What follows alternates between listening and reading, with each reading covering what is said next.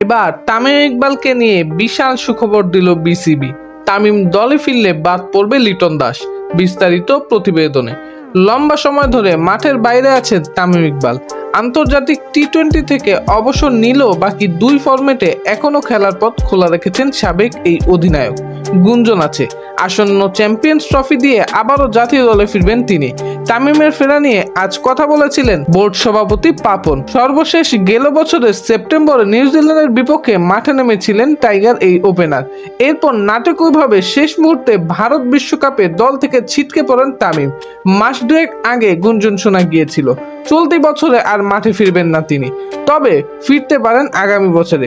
তবে সম্প্রতি শোনা যাচ্ছে চ্যাম্পিয়ন্স ট্রফিতে খেলবেন তামিম।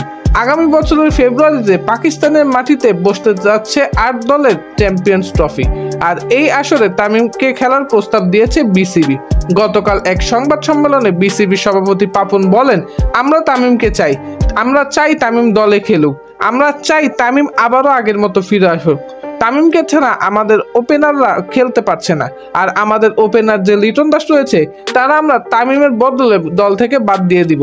লিটন দাস এখন অফ ফর্মে আছে, কিছুদিন সে রেস্টে থাক, কিছুদিন তামিম খেলুক, পরবর্তীতে যখন আমাদের লিটনকে দরকার হবে লিটনকে আমরা তখন নিয়ে আসব।